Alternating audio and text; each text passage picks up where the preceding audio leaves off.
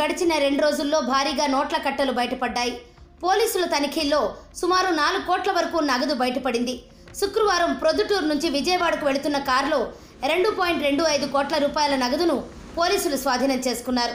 విధుల్లో భాగంగా బాపట్ల జిల్లా బొల్లాపల్లి టోల్ ప్లాజా వద్ద పోలీసులు తనిఖీలు నిర్వహించారు.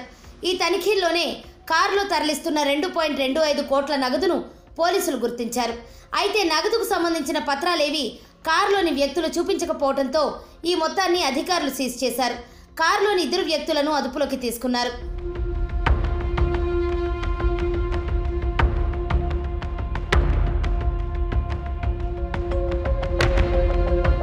సార్వత్రిక ఎన్నికలకు సమయం దగ్గర పడుతున్న నేపథ్యంలో అక్రమంగా నగదు, మద్యం సరఫరా జరగకుండా అధికారులు గట్టి చర్యలు తీసుకుంటున్నారు.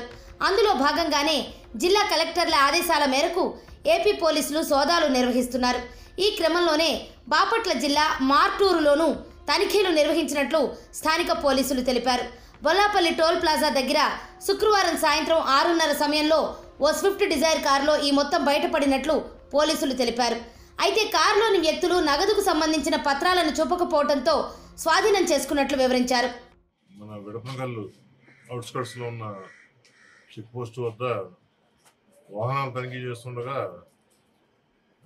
బళ్ళారి వైపు నుంచి టువర్డ్స్ మన ఉరవకొండ సైడ్ వస్తున్న ఒక వెర్నా కార్ని ఆపు చెక్ చేయగా దాంట్లో 1,75,00,000 రూపాయలు క్యాష్ ఆ కారులో దొరకడం జరిగింది.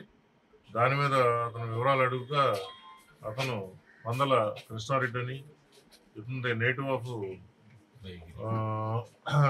ఆఫ్ చవటపల్లి విలేజ్, ఉదయగిరి మండలం, నెల్లూరు జిల్లా అని, తాను సిరుగుప్ప బళ్ళారి జిల్లాలో కర్ణాటకలో కొంతకాలం నుంచి నివాసం ఉంటున్నట్లు, అతను అక్కడ ఈ సివిల్ కాంట్రాక్ట్స్ వర్క్స్ చేస్తున్నట్లు చెప్పాడు.